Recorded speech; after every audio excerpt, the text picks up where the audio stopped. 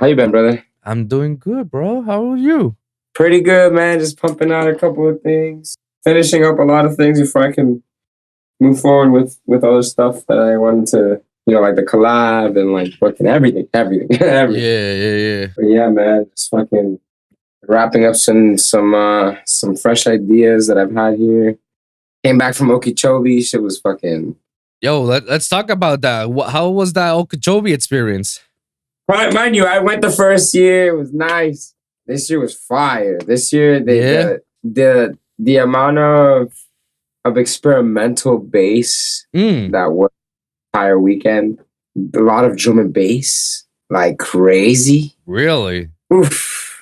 I was so surprised. I was like, wow, we got artists really pushing out drum and bass this year, and this is really good. It's really good. I can tell that a lot of people are trying to put that attention back onto the genre. So, and I met a lot of new artists. I threw a Renegade by accident, which was crazy. Yeah. Fucking 6 a.m. 6 a.m. Everybody's hopes and dreams were at the floor, and I ended up doing something, and I ended up putting together a little Renegade. And it was like it was a sunrise Renegade with the what is it called? What are these people called? Damn. Bro, what's this artist's name, dog? Damn, I just left my head. It just literally left my head. Whatever. It's a bunch of artists that were playing at a stage that earlier that day. And bro, it was just fucking funk. It was just funk. It was the whole thing. The whole thing that morning was pretty gas. It was Black Car, Beat, Whom. There was a couple other artists there, and they just all showed out. And just damn, it was like 40 of us in a small space. But like, we had the 2 big ass fucking speakers, and we just meanwhile, all the other like Renegades have been shut down, kaputs. That's why everybody's hopes and dreams were on the floor. I find these people that my friend linked up with. They have a little RV spot in the corner. Nobody shut them down. And I go, you guys mind if I bring some friends? And I went over to these people and fucking lit the entire time, dude. Easy baked and friends. It was easy baked and friends without the easy baked. It was a good time, bro. It was a good time, bro. And that was a whole full camping experience overall. Yes, sir. I ended up camping.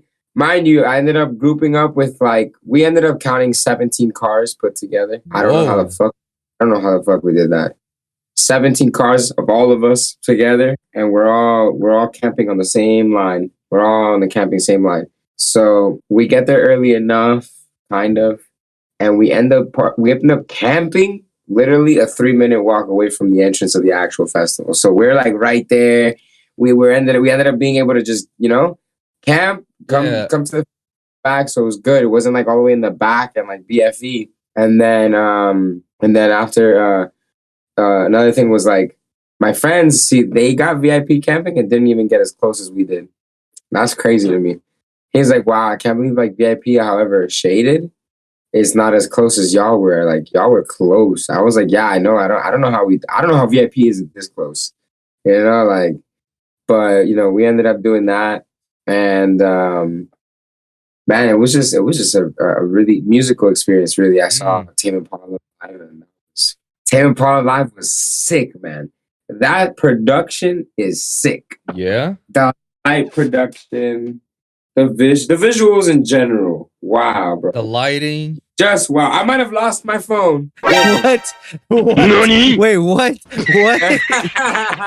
I might have lost my phone at Oki, but good thing somebody found it and they're shipping it right now. Matter of fact, I have the tracking number already.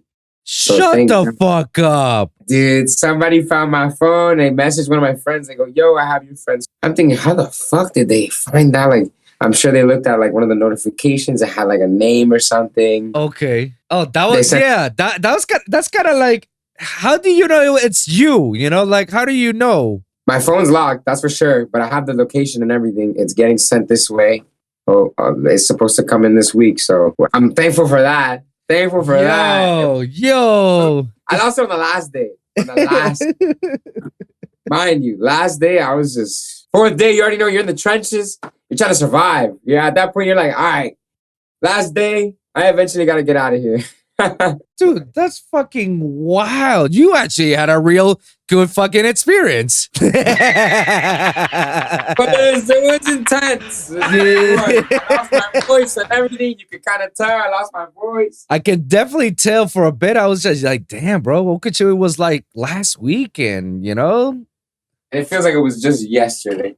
Like it was just yesterday. That's wild. To be real with you. But yeah, no, I mean, I truly took Okie as not only just a nice last two raw because I wasn't going to be participating in the fun of going to festivals for a bit and stuff like that. I mean, I want to just redirect my focus into this music stuff and really getting it together because this year is really that year that puts it together for me. yes. Not to mention, obviously there's the Forbidden Kingdom. I get to play that, and then releasing with Hesh's compilation, the first one. I'll be able to do that. Oh. I'll be able to announce that in the podcast so that because I know when this releases, it'll be by Forbidden Kingdom May, somewhere in May. It will be released. Yeah. Right? So basically, because he's announcing it this month, so I'll just put it in there. And, go for it. Yeah. And End of Time is gonna be the song that he puts in. So that's gonna be a fun one. A lot of traction there. Releasing tracks almost every other 2 weeks, every other second week. Oh. So we're gonna keep it going. I just released last week Pokemon on Friday. It'll be every Friday at 2:22 every time. So then this week obviously is a break week. The next week I'm releasing another song, Evacuate. So that'll be done. I got the artwork ready to go and just keeping the ball rolling. Releasing a couple of different things too, man. After Okie though, I picked up a lot of inspiration for like mid-tempo, experimental bass, deep bass, and not gonna lie, Jesus Christ, bro. I finished the whole song in like 2 days because of this idea that I had, and it transformed into something fucking giant. Like I was like, man, I gotta finish this. There's no way. I gotta finish this. I ended up finishing it the second day. I've been going to sleep every single day at 7 in the morning and waking up at 10. I don't know. My body knows how to just, like, my body wakes up at 10, 11. I don't know. 4 hours of sleep apparently is like the cap. Today I'm on 4 hours of sleep. So, but I don't have a problem with it because, again, the ideas are flowing. The music creativity's going. Yeah. And I don't want to stop it. I fucking love that shit, Yeah. Preparing my entire set for Forbidden Kingdom is going to be nothing but originals. There's not a single track that I'm going to play that will not be original. Ooh. So far we're at 25 tracks and we're going to try to get it at 30. Yo! We're trying to, that way, the content, people recording the set and any of that, it's always going to come back to me and say that is a track of mine, that is an unreleased, that is a released or whatever it may be. So it's dude, hard work. It's hard work trying to get the road going, but we got it going. I finally got back my EPK as well, so now everything's looking a little more figured out. And got this little hoodie here, trying to get dope. The work going. Which is dope. Get that promotion. Get that promo. Get that merch. Yeah. The first mock-up. I'm gonna resend in another one. They're gonna do another one again to kind of get the hands detailed, but this is the first version. I'll probably be giving this one away eventually, but for now, this is gonna be what it looks like. The hoodie looks comfortable. Fire. It feels. I trust my guy over in California to see how many we can do. Put them together, man. Yeah, straight up, dude. For the scenes of it, like you already got yourself figured out what you got, man. You already know what you got. Everything planned out, all laid out. Like, yeah, I can feel like this is gonna be the year in which shit is gonna be popping up on your end, and I'm happy to hear that, bro, because I've been seeing you, for many, many years, man, and now it's finally paying off. Right now is the time for you to capitalize the momentum, and I'm happy to hear that you're actually like getting, feeling the energy, feeling the vibe, feeling the moment for you to make a lot of music and just like, oh yeah, I'm feeling everything, and let it all out. Let it all out. Just go like blah and just like make sick shit. Yeah, just let it run through.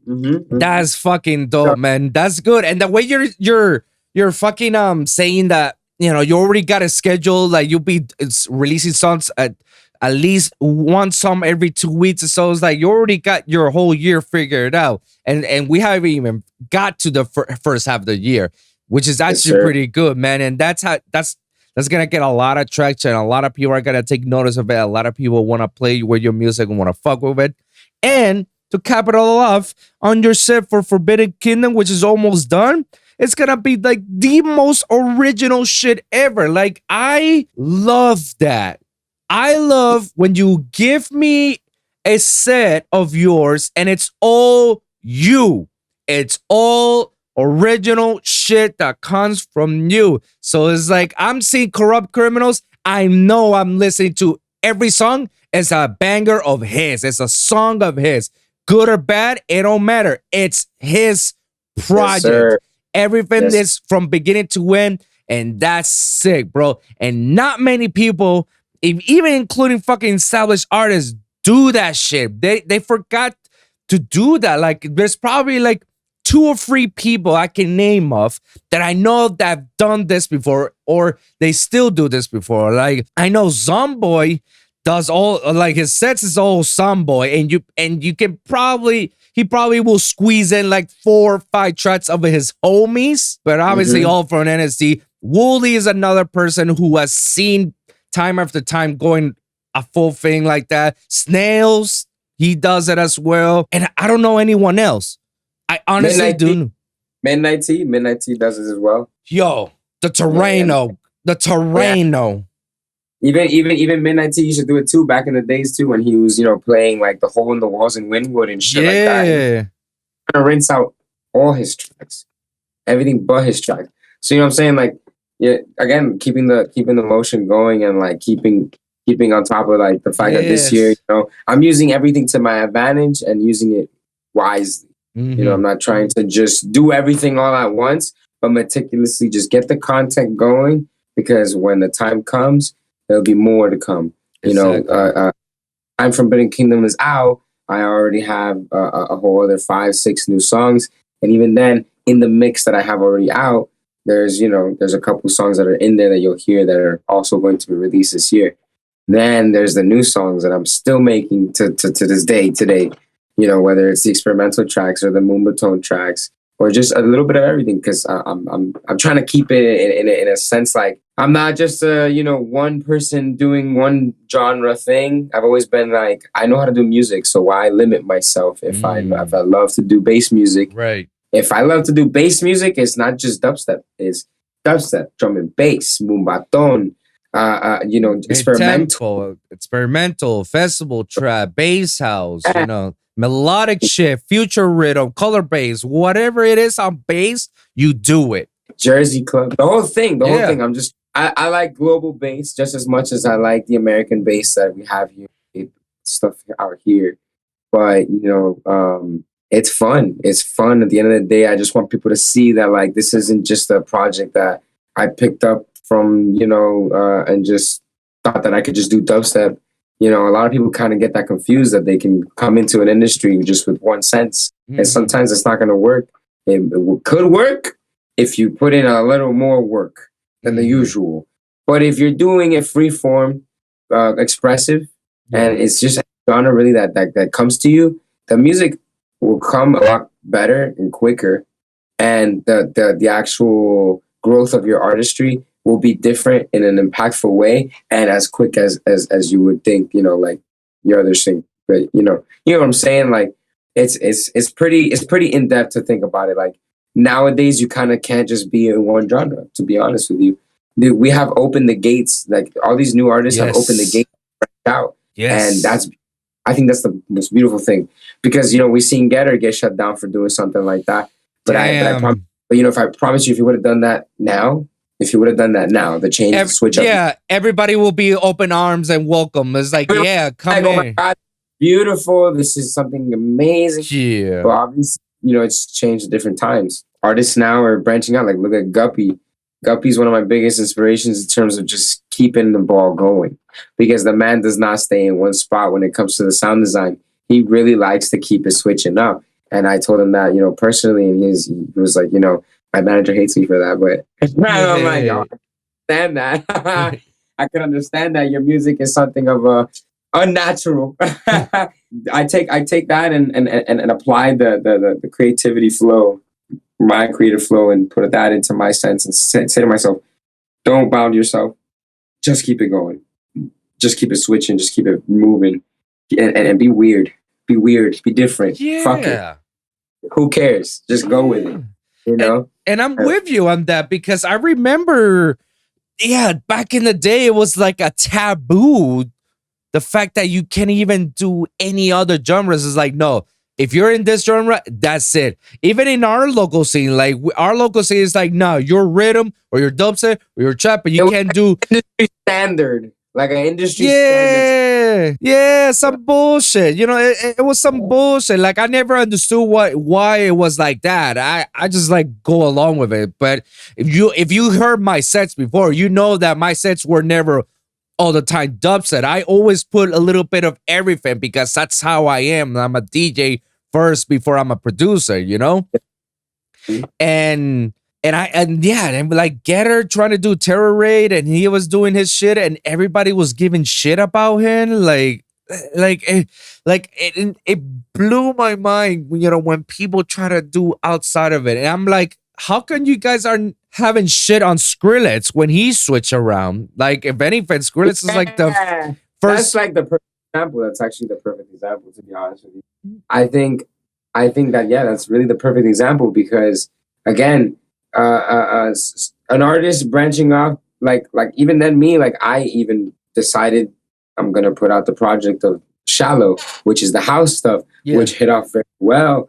I was able to present it in a beautiful manner out in Treehouse as a headline set, and it fucking, you know, I blew it out the water. Same thing in December. I also performed in a Treehouse supporting, and what can I say, bro? I mean, the music hits, and like if it's there again, the energy, you know, it all comes from a place. The Shallow project all comes from a place of emotion. Really, really, that's the most emotional one. And you know, most of the songs people tell me, you know, your song makes me want to just go right now to the club and just go and just start partying, you know. And I'm like, well, that's a good feeling because that's the feeling that comes from here. You know, when I want to hear something that gets me going, this is exactly what it is. When I feel something that gets me going, this is where the feeling translates to in this song right here, or in these songs, you know. And I'm not scared anymore to just put out another project right quick and, you know, keep them in both lines. That's why I put out both mixes. You know, I put out the Corrvpt mix right before the end of the year, and that mix came out really nice. And then I put out the house mix, which with my intro track that I had made specifically for Treehouse. I put in 2 other tracks in there as well. All of them unreleased, of course. There's no really saying when I'm going to release those tracks, to be honest. But I'm kind of cradling that baby a bit, that Shallow project, cradling that bit. So I'll put mixes here and there to show people the songs I do have, collect more songs, play more shows, but not too many, and make sure that, you know, people, when they do go out and see Shallow, that it's a special set, and there's always something to hear in those sets. Yeah, man.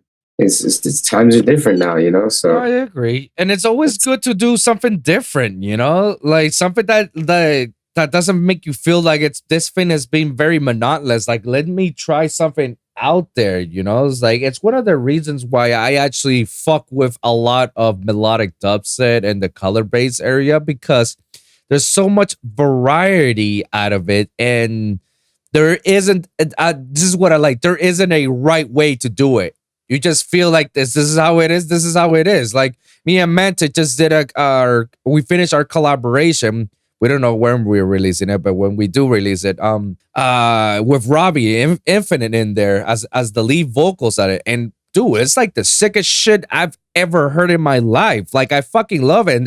And what we did, it was something different, and it's our take of melodic dubstep, you know. And we just like, dude, let's put it out whenever we feel like it. It is what it is. It's our song. It's dope. It's different. It's not the same traditional shit. And at the same time, we're making other different stuff. Like, I definitely want to dabble in the whole melodic drum and bass. You know, that whole Muzz, Coven style drum and bass, that it's very melodic and it hits very hard. Yeah. I want to hit that shit out because, and I start dabbling something, and I'm like, oh my god, what did I just do? Like, it's fascinating. It gets you hyped up for it, you know. And there are times in which like, damn, maybe I should go back to do some heavy trap, you know, like some of the early traps when back in the day when I started it, man. Maybe I should actually go to that whole experimental, you know, left field like trap. You know that's crazy too. I was talking about that and dude, I've said it like probably like 3-4 times in the past 2 years. So you say, dog, like remember a time where it was like Gucci, Stooky sound, like dude, like that came back. That came back in a different form, but it's still back, like in that way. Like it surprises the fuck out of me. It surprises the fuck out of me. To this day, I'm like, damn, trap really made a comeback, and it came back even harder. Crazy. Yeah, Crazy. dude. I remember when I closed for Hoochie. I was because I didn't know. I'd never heard of Hoochie back in the day. I didn't know what the fuck this. Everybody was making fun of me. It's like, oh, you're playing your Hoochie mama, huh? Like, so when that was that Space. that Hoochie Space, right? Yeah, that one. So when I started listening to his music and I started listening to his set, I was just like, holy shit, what the fuck is this? This is like they booked me to a very slow show, and I'm like very tear out. Like, how the hell did this work? Like, okay, I'll try my best to keep people here, but fuck. No, yeah. It's that. What a time to be alive. Yeah. What What a time a time to be alive, bro. It's one of those days in which you can say, like, well, I finally did everything. I open and I close. I checklist. Literally. How it literally is, honestly. But yeah, man. It's music's changed in a way like I like it, honestly. I like where it's transforming into. Obviously, there's the bad parts of it. You know, there's the bad parts of that, but yeah, you can move around it. You know, there's ways to maneuver around it or to associate ourselves with, you know what I'm saying? And to make our own stand out for ourselves, you know, in the most genuine way possible. Yeah. If it's not genuine, throw that shit out the window. Throw it out. I agree, man. And it's funny that you say that because it's like back in the day when we were coming up, man, it's like it was very, very minimum that I see the whole standing up with each other community style. You know, it was very minimum, and we didn't see that very often. Everybody was literally for themselves, freaking for themselves. You know, it was that whole mentality in which like nobody want to fuck with anybody because nobody want to steal anyone's, you know, slots in a way, you know, and it's very. It was just like not very good back in the day, man. But obviously, a lot had to do with the promoters, you know, pinning each other up with every other you know, locals. I don't know how is it, you know, in today's scene, but so far for the people that I've talking to, all the locals that are being talking to, it seems to be a much better than before. I don't know. You're still there, right? You still in the scene. You know, right? Yeah, exactly.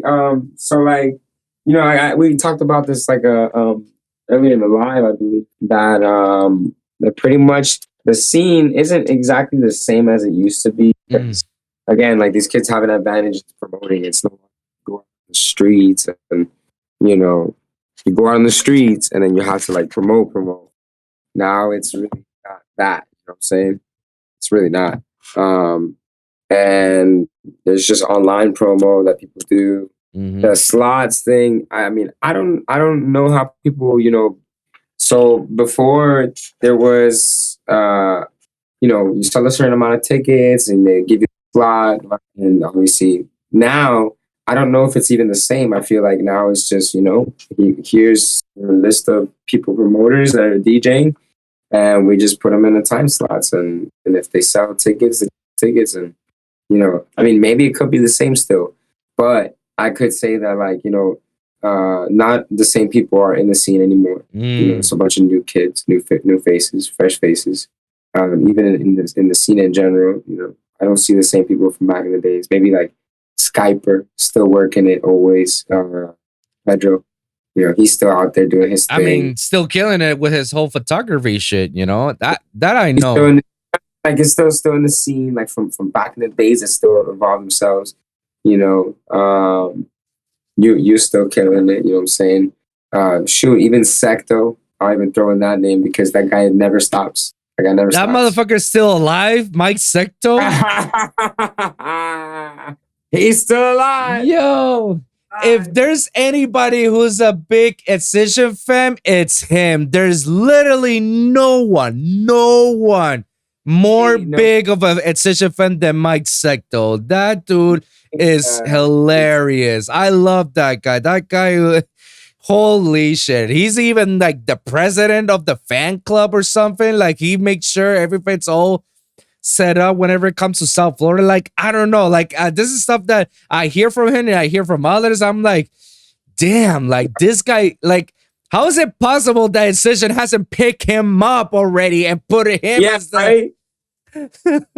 you would think that would be the case, right? Yo, straight up, like Incision should have put Secto already to I don't know, to put him on the marketing team or put him on the tour team or right. I feel like by now he should be on the marketing.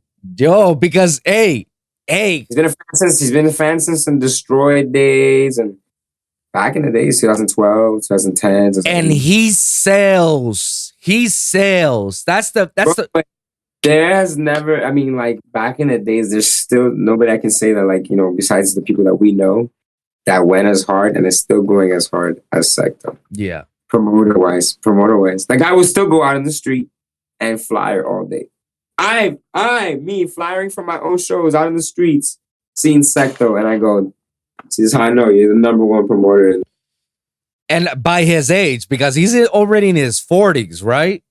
Yes, sir. Like that's what's even crazier. Like even at his 40s, he's still killing it and still selling tickets and handing out flyers to everyone. Like the guy is a true G, man. Yep.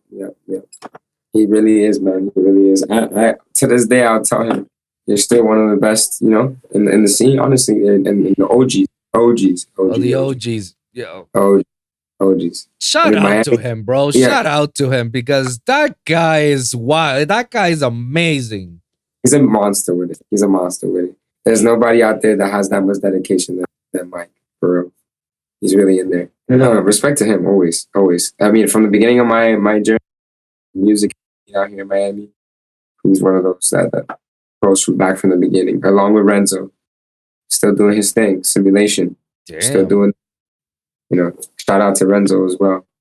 He's helped me a lot in my whole career. So that's a bless. It's like a brother to me. That's what's up. Yeah, man. Yo, dude, like I hardly get to stay in touch with anybody from the back in the days, you know, because most of them, they just disperse. Super dispersed. Like, and it's not their fault. No. Because remember, you know, the venues wiped out. Yeah. Fucking shit changed. We went through a whole change up. Space changed up. Heart gone. Mm-hmm. Hangar gone. Mm-hmm. Mecca gone. All those things gone. So obviously there was no room left. And then what happened? Insomniac squeezed it all out. And then, you know, obviously there's other shows going on. Different collectives popping up here and there that are not from Florida, but also some from Florida, like Corrvpt, Florida, and what's this? Lowe's Only. You know, there's a couple that I've seen. You know, I've been to Fort Lauderdale and they'll do at Munchies. I don't know if you've been to that venue, but I've been to Munchies and they've thrown bass events there. You know, for some reason, like so the past 2 years, experimental bass. 3 years. I'm gonna put 3 to 4 years. Experimental bass has really taken a rise out here in Florida. It's really nice. Yeah. It's really nice to see something new, something fresh. You know, and like, you know, something new and fresh filling up the scene, and finding new crowds that, you know, dedicate to the bass music. And at the end of the day, because bass music out here However, underground, there is a large collective amount of people that love bass music in Florida. Yeah. I can't say that they all exist in one city, but in Florida as a whole, yeah, there's a lot. There's many. And, you know, to being able to throw my own shows and dedicate my time to the people of Florida, or being able to perform and meet new people, or just attending a show, is definitely interesting to see the difference. Definitely. Again, with the trap, that shit has me dumbfounded. I go to Oki and I'm listening to literally 2015 trap with a hint of like new, with a hint of something new, and I'm like, damn, dude, this is crazy. Like, not even 2015 trap, like 2013 trap, you know, like 2012, 2013 trap, and I'm like thinking like, wow, something bubbly, you know, something bubbly. Like Yeti played something bubbly, like bass, something twerky, and I was just like, wow, dude, these guys are really bringing it back, like. And I feel like I dropped it just because I felt like the norm of like bass kind of changed in Florida. But I should be hitting all these points, you know. I should be going left and right. And although I've made a couple tracks here and there, I should put more emphasis on switching up the flow here and there, and you know, just creating. It doesn't matter what it is, you know. You should hit up underground Wolves, man. Those guys, those guys are homies, man. Shout out to those guys. Those guys have helped me a lot here in the scene, and they're, you know, and we're doing some business together, you know, but they're basically bringing bass to South Florida. You know, they started out over there in Boca Raton and doing shows over there, and they brought their first festival like back in January. I was like VIP, and these guys treat me like royalty, man. These guys are amazing. They're very genuine. They're very humble. They're hard workers, and it's all peace and love in the community. And they put locals in their shows, man. They put every local in the show, you know, because they want to demonstrate, it's like, yo, we got talent here, you know. We want to put them out there, you know. You should hit them up, because I'm pretty sure, like, yo, like, you should, if you ask them, it's like, yo, I'm down to play you know, for the next show, if you guys ever come up with whether it's house or bass, you know, and they'll be like, yeah, just like send us your stuff and we'll put you on the lineup. That's how genuinely these guys are, you know. And I was lucky enough to be part of that, you know. And they're always telling me, it's like, yo, if you know any people, just like send us over. I'm like, dude, I'm sending everybody over there. Absolutely. And they do a lot of that experimental bass, you know. They do have a lot of that experimental bass, and then on the side they also have house. Right. So if you ever feel like, you know, you can either do a house set or a bass set, you let them know, because you got two projects, and they'll put you on the lineup for sure, you know. Okay. Yeah.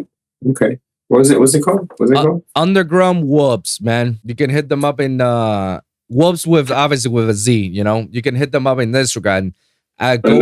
It's the main dudes are Chris and Lorenzo. Hit them up. Tell them that Wilson sent you, you know. They'll immediately be like, oh, for sure. Like, if you ever feel like you want to play a set, you know, whenever they do a show, man, you know, hit them up, and and here's the thing. They do pay you. They say that they pay to all the locals. I don't know how much they pay. It all varies, but they do pay. Well, if they're proper with it, that's beautiful too, man.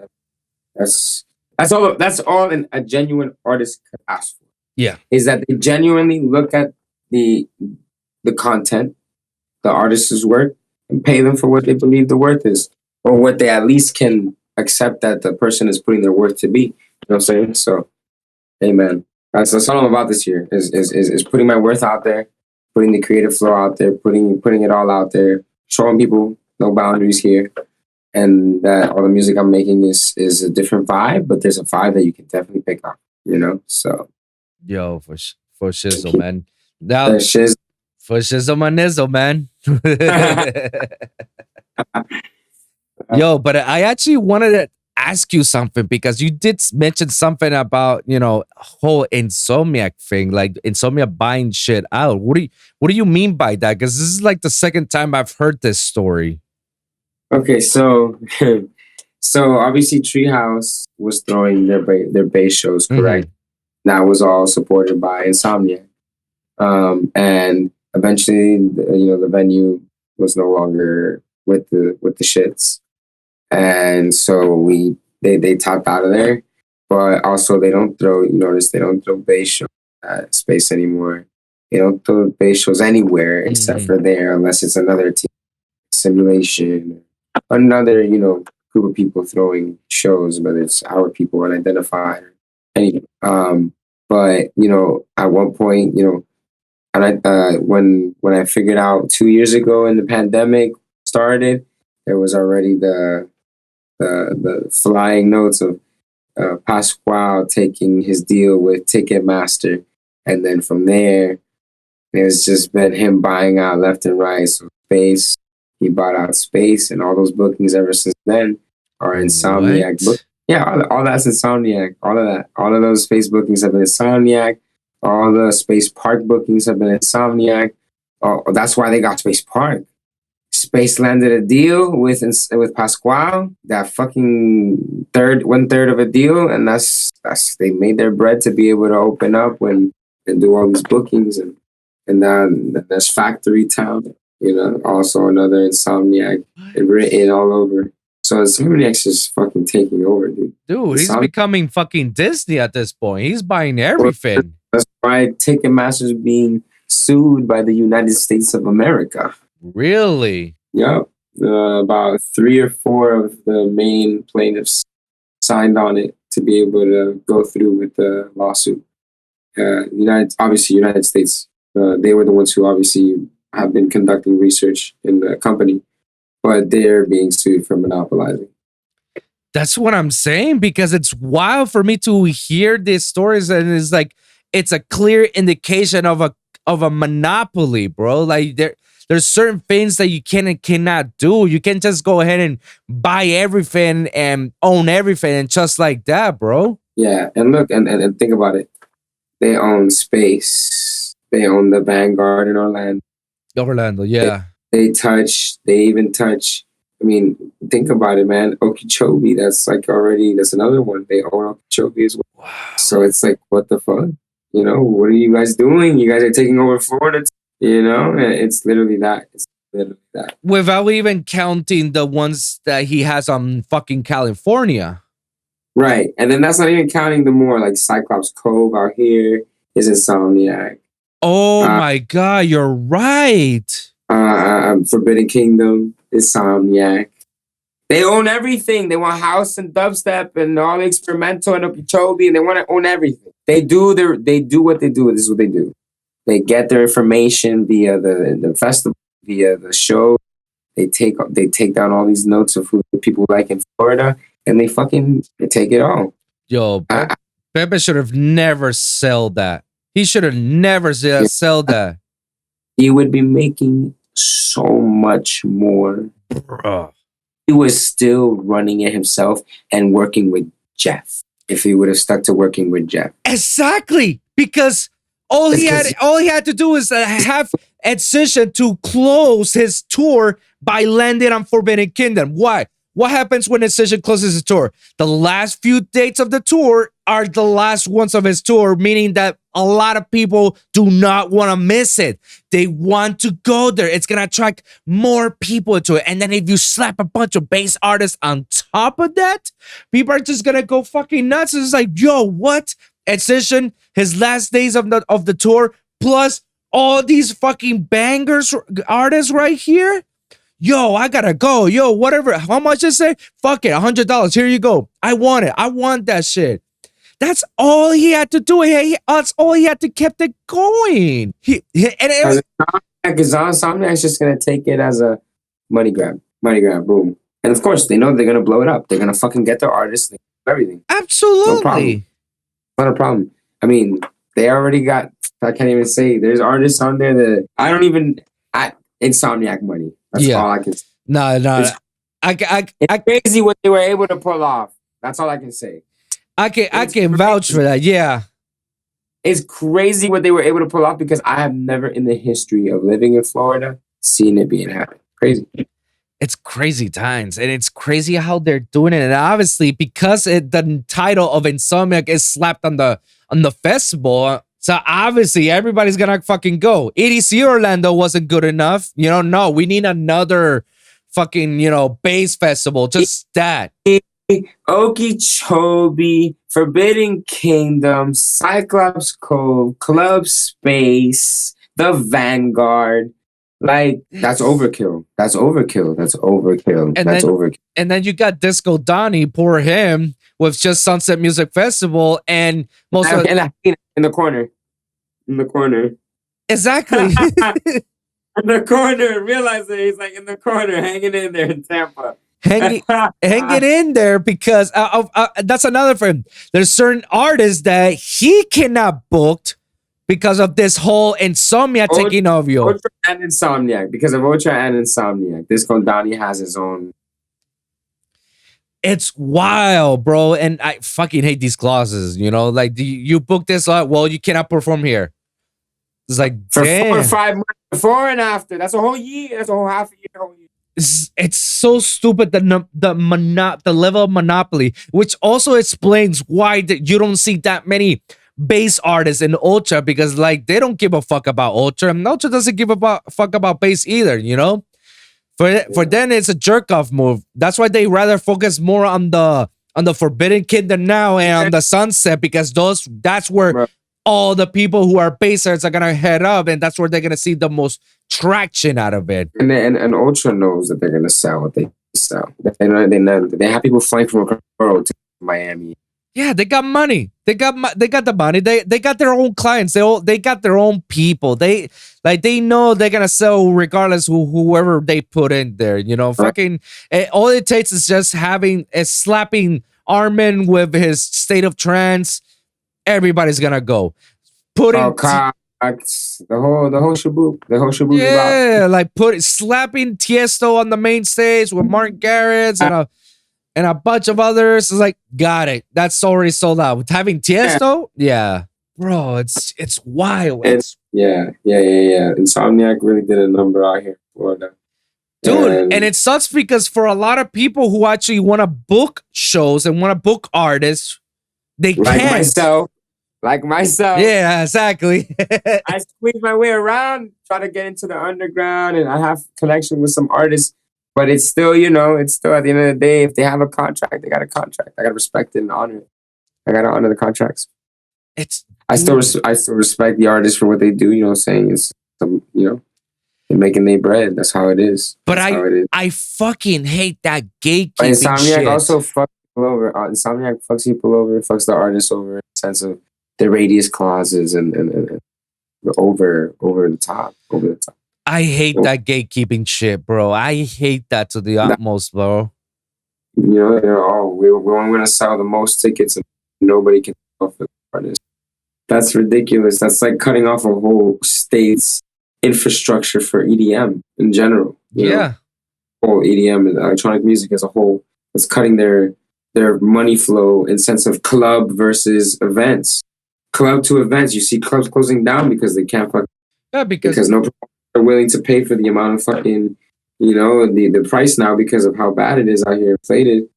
And of course, you guys, Insomniac, with all the deals on the artists, you can't book any of them. Which is like, it's ridiculous. And I can't believe that there's like artists are okay with that. Obviously because it's Insomniac, EDC, biggest festivals, you could go Winter Wonderland or Beyond Wonderland or Nocturnal or having, like, I get it. You go get your money's worth, but wouldn't you feel a certain way that, it's like, oh shit, I can't wait to play on this show too. It's like, no, you can't. It's like, what do you mean? It's like, no, you can't, because you sign a contract and you only play here and you can only play this show in 3 months. After the 3 months, then you can go play there. What the fuck? You're telling me I cannot go next week? Like, what? Yeah.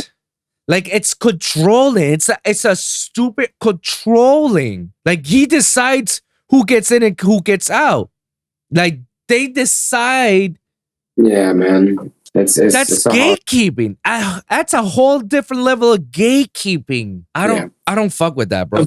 That's tyranny at the end of the day. It's unfortunate. It's unfortunate to what they were doing, what they're doing now. to the entire scene. You know, like again, it does bring out again. Dubstep has again. I said like at the beginning, it's changed. It's beautiful, but there's the ugly parts, and it's the industry part. It's the Pasquale, you know, thinking that like there's this going on in Florida. All right, grab that, and put this together. Grab that. Okeechobee, they did what?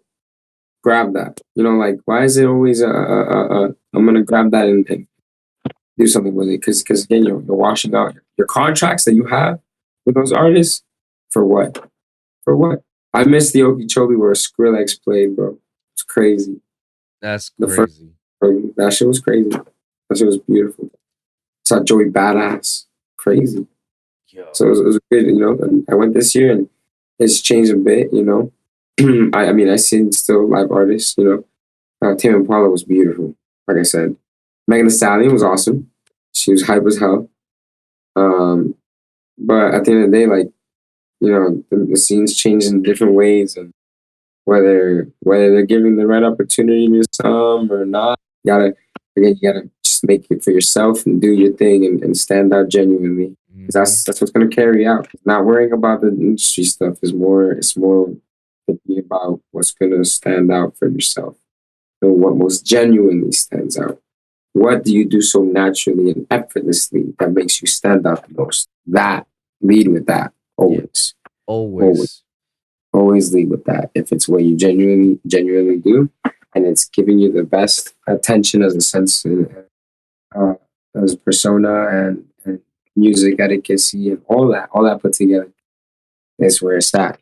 It's where I look for, at least in artists. It sucks. It really sucks, man, because it cuts down one's money, you know, and it feels like it's being controlled. Like you're not getting the money that you want. You're getting the money that you get what you get, you know, and you can't. And you try to like, let me double book myself from here, and then I'll go head out to the other states or go somewhere else. And sometimes it's like nah, because clause from somewhere is like, nah, you can't. Like you're booked with this, you're not gonna get booked for anything else in the next 3 months or something like that. It's like, why would you? It's some tyrant shit, you know. I don't know. Also cutting an artist's money flow as well. And I feel like this shit is gonna backfire him. This shit is gonna get backfired some way or somehow. I just feel like it's gonna get backfired because you can't just go ahead and just buy everything and then cut everybody off. That you're literally cutting the competition off. That's what you're trying to do. But the problem is, if you cut off competition, there's no capitalism. There's nothing for you to gain out of it. You just bought everything. Now you own everything. Okay, cool. What's gonna happen when this fails? What's gonna happen when this fails? What's gonna happen when this fails? You're gonna be draining with money so much that you will have nowhere to do it and how to bounce back. In fact, I wouldn't be surprised if these guys keep the way how Insomniac is doing. It may be a little bit far-fetched for me to saying this, but I wouldn't be surprised at all if they continue going like this. They'll go follow the whole Life in Color route. You know, you know how big Life in Color was around the world, around the states. With what happened with SFX and shit, yeah. Where is it right now? And they were considered one of the biggest competitors for the longest time, competing with fucking Ultra, EDC, Sunset. Well, they're in almost in the sister companies, but with Tomorrowland, Tomorrow World, like, where's fucking Life in Color right now? Gone in the wind. Hemorrhaging money. What should I say? Dayglow. Imagine that. It should have stayed as Dayglow. See, this is why I believe that like karma is a fickle bitch. I feel bad for Pepe because Pepe kind of did the same move with it, you know, money grab. He should have. Obviously, with Insomniac, he's gonna stay afloat because it's Insomniac. That's it. It's the only fucking dubstep in the Southeast. You know, it's the only dubstep festival in the Southeast. See, like I don't know what went behind doors. That we're just speculating, but if I have a festival and it's it's the only bass festival in South Florida, the only one with a big hitters out there, and some companies trying to buy me off, I look at you funny. Why you're so interested in buying me off? That's right. Because you see there's monster potential, and I'll gain a lot more by keep it running than you buying me up. Because I'm pretty sure they give it a big fat check, but they getting that money in return like 10 times. Like, forget about it. That. Let it ride. I just feel bad because, like, dude, like, that was probably the biggest mistake, because I'm pretty sure if he would have kept Corrvpted Criminal in South Florida with the talent and it kept it going over the span of 5 years, it's gonna be the bass capital of Florida. It'll be the bass capital of Florida, because every heavy hitter is gonna come to South Florida and they got hit there, and it's the only one. It's the only one, not the only one in the state of Florida, but it's the only one in South Florida where you barely get any bass. It's all house all the time, trance, techno, you name it. Everything is just that. And if you kept it going, and I'm pretty sure if he would have kept it going, he would have controlled the narrative of having a bass artist in the scene. Because obviously, Insomnia can't go and says like, oh, there's clause for it. It's like, well, your festival of EDC isn't until November, and from November to May, there's a huge gap, both before and after. So you can't have a clause to say 90 days, 120, however the days is like you can't book servers. They would have controlled that narrative, and they would have at least have some of those people to do fucking after parties, like slap them on cinema, or have the kid that going on Treehouse or Space, and just keep it going. Right. Man, that's a problem too. Is that like we could have been the bass capital had it not been given to Insomnia. Exactly. Because Insomnia is just gatekeeping and gatekeeping the entire scene because of this festival. When it could have been Pepe, booking this festival, and then still having space to book some nice bass shows. Exactly. Without a single problem about competition or anything. Because guess what? Then they collaborate with some of the people out here and find out the type of ideas that could happen and the type of artists that you will find for your bass shows. But that's just the way I'm thinking. Just saying. Saying. That's just the way I think that the scene should work. Because if you're thinking about it, how do you bring in an underground scene? If you own a festival that caters to bass, correct? Mm-hmm. I'm gonna make sure that I'm not trying to gatekeep a bunch of art. Let the artists play out through Florida so that they can keep that energy out here, and then Florida is still on the map as being a bass fucking community. And on top of that, collaborate with the other promoters that want shows. You could still put your own pennies worth if you would like, or help them out do the show. But you meet, you start to help out those shows. Yeah. Open up those that crowd of like, there's people showing up they sell out. Smokelands look like it's sold out. Recno look like it's sold out here. I was there at that show as well. Cursor's gonna be coming up. I'm pretty sure it's Cursor.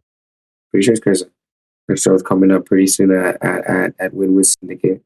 I'm gonna show up just to see what's up with that show. Pretty sure it's gonna look pretty hefty. It's what I would like to do is what I'm trying to do.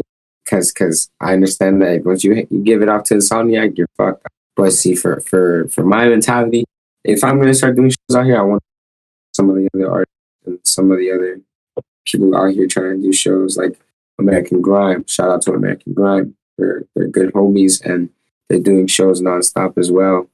And I'd like to see it, and I'd like to, because it's about the bass scene supporting because of Insomnia. There's none of that, and all those venues are gone. So I get it, but working with other people helps. I'm saying that's what helps out here is working together, not working separately. And bringing the crowds together, bringing the crowds together. Most importantly, so that people can recognize the truth, and we could all still enjoy them, keep them alive as long as we work together on it.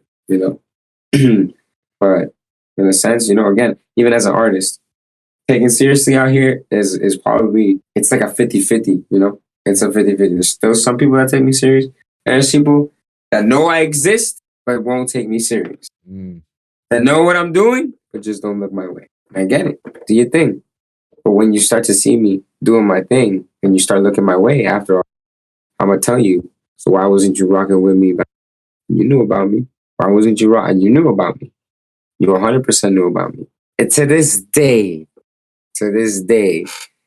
I played at Treehouse, and now I'm playing at Forbidden Kingdom. There are two people that to this day, they've known about me and know what I'm doing, and still have not looked my way to at least wonder what's going on. Can we work together? What's going on? Nothing. Bro. And I expect it. And I expect it only because I respect them and they know about me and I know about them. We've had our conversations. I've worked with them back in the days. I won't name any names, but like, it's just like, come on.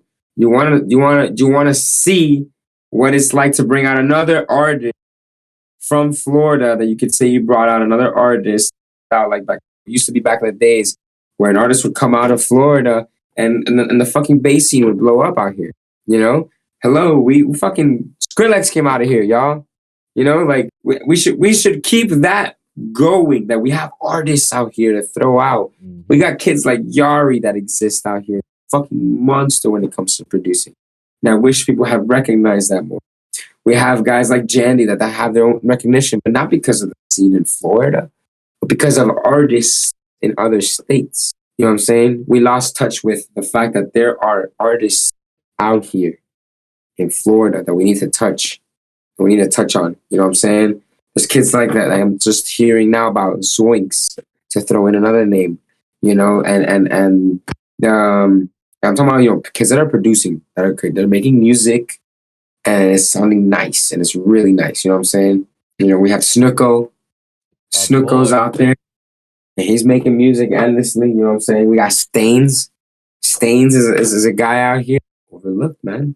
Overlooked. You know what I'm saying? And we need to touch back. We need to touch back, because imagine a scene supportive of its own local artists that exist. Oh shit! A scene's local artists that exists, and nobody's booking them. That's what's crazy about it, man. Like, there's so much talent here in South Florida, like, and nobody's. I get the notion of your promoters that for the freezy just by giving. And I get, kids trying to get what it's like to DJ in a club and get that experience, but you also have to think about the artistry in general. It's not about just DJing. There's also the thing about dubstep, and everyone knows this, is it's catered to performance. Dubstep is catered to performance via the sound, via the songs, the production. It's a story. It's not like house music where you can go up there and DJ. House music doesn't matter what house music you DJ, but people, if they like it, they'll like the mix. Dubstep, like, there's so many, dubstep is about sounds. So if you're DJing other people's dubstep songs, you can only get so far with that in dubstep, because dubstep is about having the persona, about having the artistry, and making a name. There's a sense of, for example, there's people like Funkcase with his persona, and his mask and the type of styles that he does, and there's Sweet Tooth, with the way he is and his persona, and just there's the sound that he has and the dubstep that he plays out. You know what I'm saying? But mainly it's the sound that you create, the persona that you create behind that sound, that genuinely makes the artist in the dubstep community. Because there's don't get me wrong, there's artists out there that play other people's music, and there's artists, that are getting into the fact that they know that that they would start off as DJs, like Shivers. Shivers is a well-known rhythm DJ, and at first he knew that playing a bunch of plates, because really it's his sets are catered to exclusive songs and being doubled and tripled and just creating a performance. You know what I'm saying? He's chopping, he's doing a bunch of stuff, but it makes him stand out as a DJ. He figured that out as a DJ. But he also realizing that in order to keep this going, He's got to have some of his own songs. So he's obviously collabing. He's rapping on his own songs, and he's also helping out in some of the production. So it's obviously, it's something that's obvious, that there has to be a production value behind your name, the image, and that's what really sells it. That's what really sells your artist flow. So in a sense that, like, in Florida, again, it comes back to being able to support that. Help people out that want to come out as Florida. Because when you start to say that this person came from Florida and they blew out of the scene, that shit comes back. That shit 100% comes back. Mm-hmm. It comes back. It comes back. You're gonna create something as a scene. Everyone goes to LA. Everyone blows up in LA because they have a connection to LA, and everyone's in LA. Yep. What about Florida? What about Florida? What about the East Coast? Yeah. Why do we have to let the West Coast come over here and take it all out? Exactly. Why are we letting it? Exactly. That's why I did that flyer right there. That's the show. That's the show that I did, and it was a 360 experience. And that's another thing too. I'm trying to bring back an experience. We're trying to bring back the experience. It's not just about throwing it into a venue anymore.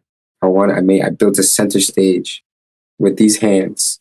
Built a whole center stage, did the measurements, did the entire thing, cut it out, put it together, played on top of it. It was sturdy. It was perfect. It's doing what it does.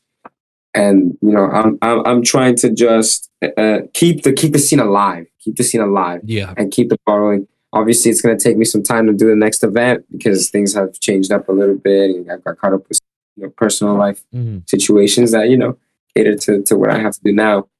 But I do have something else in the works. So it's really nice to be able to get back, at being in the scene as long as I've been in. Yeah. I've been in for a very long time. And again, seeing the scene change is good and bad, but there's still ways to maneuver around. And I'm figuring out my flow, as well as my own confidence, matching that flow from my own music, from my own creativity, from how I can tell people come here to you and express to you these changes and flow out here for someone like me to be able to fit in still with what I do and how I do it, and obviously set the example at the top of the list, setting the example for the rest of the people, because I've had communications with people and they'll tell me, they're like, wow, you really set the right tone for the way things should be handled. And I'm like, well, I've only put up with so much bullshit that I can just tell you what not to, exactly, what not to go back to, or what not to go to. But, however, Insomniac's still trying to take over all of Florida. We still keep pushing. Yep. And despite some people that didn't want to support me, knowing despite the amount of work I have, good work, we still keep it pushing. Still. And we gotta keep it pushing, man. We cannot stop this fight, man. We cannot, bro. And I feel you 100%, bro, because like that's how I was looked at. Believe it or not, like as much as likable as I was back then when we were growing up in that scene and how everybody knows me, people underestimated me. Even to this day, they still do. They still underestimate me. They still overlook me. They still look at me as like a second-class citizen, like I haven't gotten the respect that I should be getting from this industry, like, and even though I put up all the work and you see me putting up all the work and see me how grind I win, and I still don't get it, but it's like, whatever, that's fine. Even to this day, I still don't get it. Like, really do not give a shit about it. All I care is about the respect from my fellow colleagues, my fellow producers, engineers, and entertainment gurus and filmmakers and whatnot. Those are the people that I want coming from respect, because the reason why is because we understand each other. We feel each other's energy. We know what it's like to get screwed over by the industry. We know how it is. And people, when they see this stuff, they don't believe it. But until we tell these stories, yes, sir, there's Yes, not going to sir. be any change. So that's why we have to be out there and be open and vocal about it. We have to expose some of this ugliness, bro, because we can't let it keep it going. Not saying that we're going to try to go ahead and start a revolution and overthrow some of these big courts. Like at this point, it's almost impossible to take them down, you know, but at least have some balls and make a stand. Make a stand. I eventually want to hear and see an email from Insomniac in the future trying to get at what we started. At what we do. Because then I'm going to send a nice email and say, look, fortunately for you, I do respect what you do. But unfortunately, I will not be handing over the keys to something that I know you will gatekeep. I do not like the way you gatekeep. That's as simple as that. And unless you want to work with me and not work for you, out of me, that's different. But that's if you want to collaborate, that's different. But I'm not here to let you take ownership on how the bookings go, where it goes, how it goes, and for how long. Yeah, no, I go the same way. And it's in these instances in which I understand certain people when they do not want to sell out to these corporates. Like they may look at us funny saying like, dude, like they're giving you a nice big check, bro, whatever that amount is. Like, why would you take it? It's like, it's very easy to say that, you know, because you're not there in those meetings, you're not in those email threads. And the way it goes is like, yeah, they'll give you a big check, but they'll have full ownership of stuff that you own, that you created. You know, you won't have anything. Like you'll have a nicely 10%, 20% of whatever you are, and they still keep 80% of it, and which is wild because you're the one who created it. You're the one who started this. Why you should keep the minimum and they keep the high? No, it's supposed to be the other way around. You're supposed to own 80% and they own at least a small measly 10, 20, you know, whatever the amount is. Or if it's a collaboration, a 50-50 collaboration, it's like, all right, cool. I 50, you 50. That's it. We're partners, you know, straight up. But it's different. There's like a lot of things going because let's just say a perfect example, again, with Forbidden Kingdom, you know, there cannot be another Forbidden Kingdom. There's times in which there's these good ideas come and there's as good as it gets. And you may try to do another one like that, but it doesn't work because that's where you put all your blood, sweat, and tears into it for it to let it buy out, you know, which is why sometimes we have to say like, nah, fuck this. Like, and also you gotta also understand in a business perspective, like there's somebody who's interested in you and wants to buy you out. That means that you're doing something good. That means that you're doing something that is a menace for your competitors, for the companies, because they believe that you have a monster potential to reach to the top, to reach to the high grounds and build an empire out of it. And they cannot do anything about it to stop you up for it. They can't. They knew that was going to be the only festival to compete with them. Yeah. They knew that it was going to compete with Lost Lands. On East Coast. Because Lost Lands is a fucking #1 festival as it terms to, you know, the design, the production, the quality, artists. And then comes on Base Canyon, which is another one from Decisions. It's like, and that's Middle East as well. So it's like they got Nose Club and Insomniac's like, oh shit. Insomniac's oh shit. Oh, and then that's not even it. They also own Invasion. They own Invasion as well, out in Orlando. No. Okay, that's another dubstep fucking festival too. Like a miniature kind of festival, but it's still something. You remember Invasion, right? Yeah. Or Abduction, whichever one it was. Invasion or Abduction. I don't remember which called. Dude, that's another one. Fucking wild. It's just insane how crazy they're trying to wash out. They're washing up the competition. They're washing up anybody who's trying to come up with something bigger and better out of the map. Like, they don't want no competition. Like, no, we own the competition. They're like, Lost Lands is our competition, and we gotta start something. Started coming out this way. Ultra, nah, it's okay. You know, Ultra can have their housey stuff. You know, Tomorrowland, it's in Europe. You know, we're okay.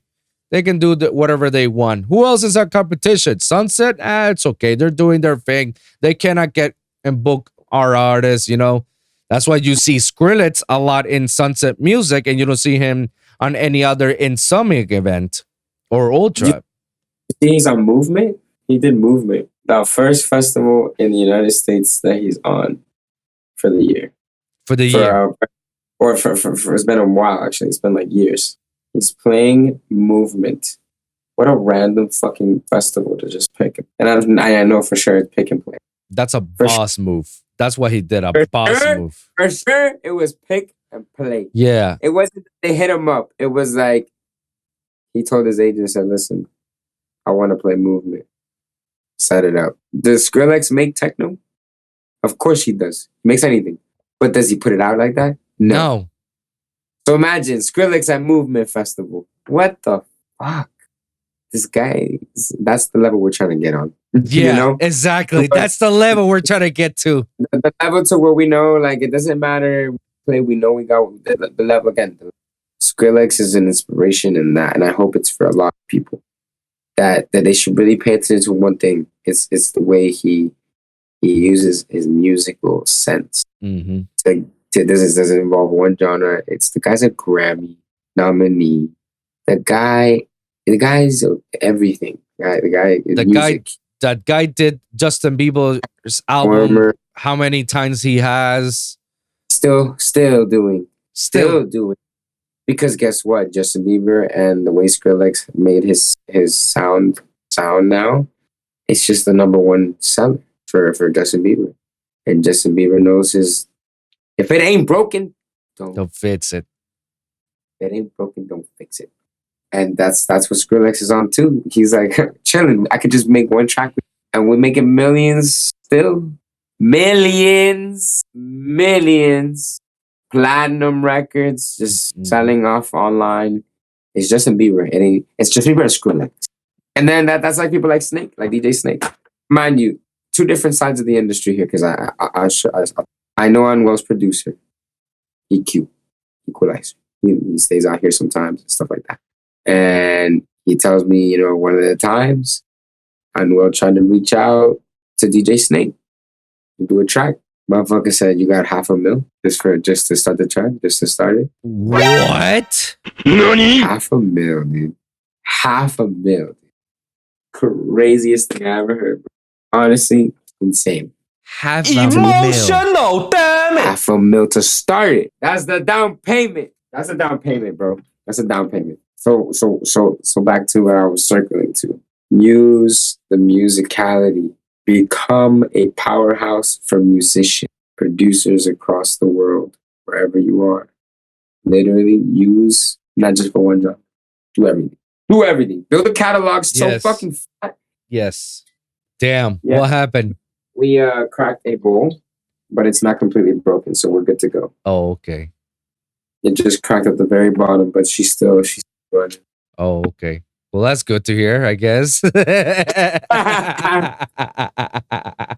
yeah, branch out, do everything. Go crazy with it. Mix genres together. Mix instruments from different genres and put them in another genre. Just do anything. Bro. And for example, our boy Nitty Gritty, man. Look how he is. Our boy Nitty Gritty, our boy Ricky, bro. That's another inspiration right there alone. Ricky Schmears. Yes, sir. I've had many out in SAE a couple times. And even out in really good conversations. Had the honor to, touch up on one of his tracks and send that to him, and he enjoyed it. Respect to him, honestly. He's shown love. Yes. I'll send him some stuff.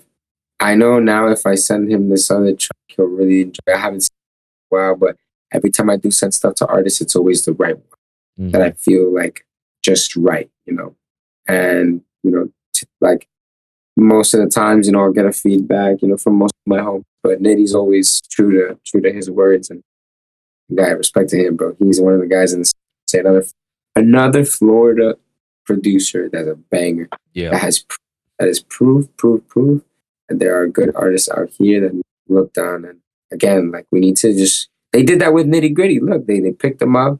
Alex picked him up and take him guy. And that's what it takes, man. And we need to see more of that in the scene. Bring out art in Florida that we should be, listening to that, because I get told all the time, listen, I'm not out there as fuck about my own music, but only because, in a humbling sense, I know what I damn well like to think is my I'll put it out there, But there's people that come into the studio or listen to some of my songs. You're underrated as hell, or why aren't they putting you here? Why aren't they here? It does get tiring hearing that. You know what I'm saying? Like, it does, because I tell them the same thing over and over again. It's not that people, they choose not to support the artists that exist out here in general. Exactly. They put the promoters with USBs, and I get it though. That's their criteria, and that's how they want to do it. Fine, I will still move around that. I will still release my music. And they will give me more the respect than a fucking promoter in Shivers gives me more respect than a promoter on home. Signing a song that's mine gives me more respect than promoters out here who will put me on a show.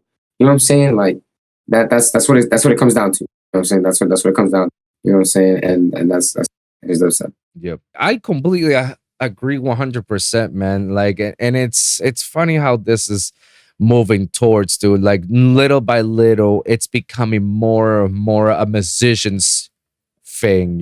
It's becoming more of like we're trying to change the narrative, that we're trying to taking over and doing our own shows to show the world. It's like, yo, see, we got people here, Like, if you check on some of my earlier episodes, halfway, you can see I've interviewed a lot of people that nobody has ever heard of. And a majority of them are just locals here. They're just locals here.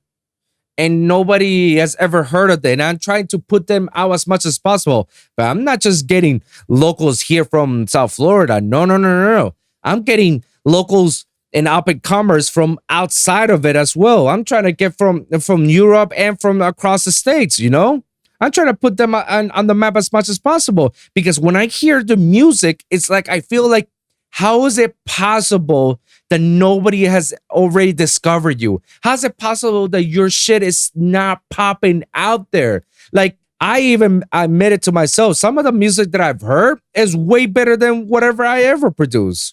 And I have no shame about it. I know what's my limit to my music, and I know when someone is way better than me on music. Like, and I'm proud of it. It's like, shit, bro. I discovered something new. I discovered something big in here. Like, there's monster potential here from these artists, but they don't get the recognition that they deserve. They still like we keep saying it over and over, like they're being overlooked, all because they feel like, they don't have a price tag on it. So it's like they're not worth anything to us.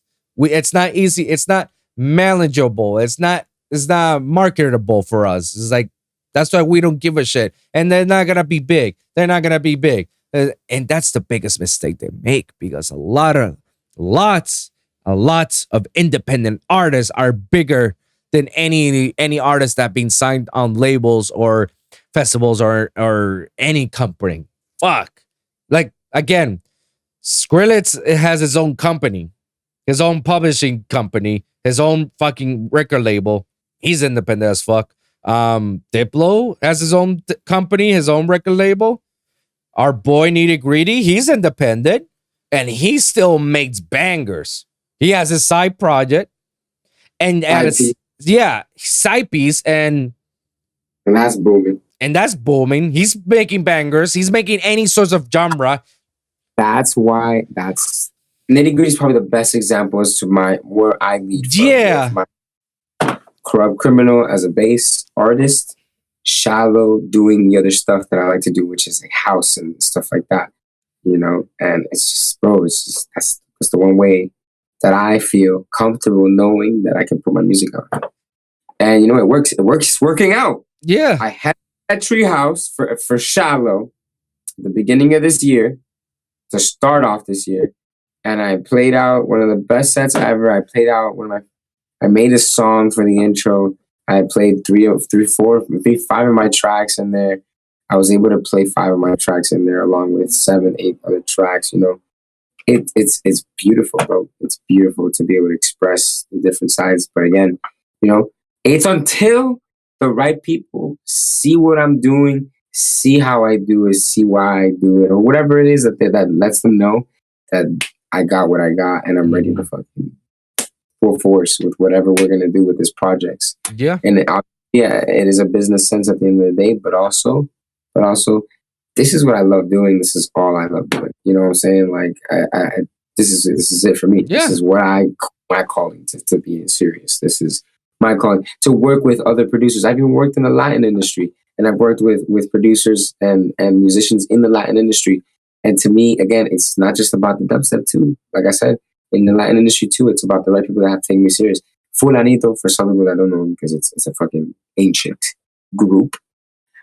He did tracks like Cepilla, and he did tracks like Guayando, and those are famous merengue tracks. Famous. To be able to sit in the studio and the guy tells me, yo, that song right there is a banger, and this guy hasn't came out in a while, so for him to tell me I want to come back out and have that song ready, it's a fucking honor, And it's just the same way Hesh looking at my song and saying, yo, I want to take this and put it on my compilation. You're it, bro. You are it. You got it. There's no question about it.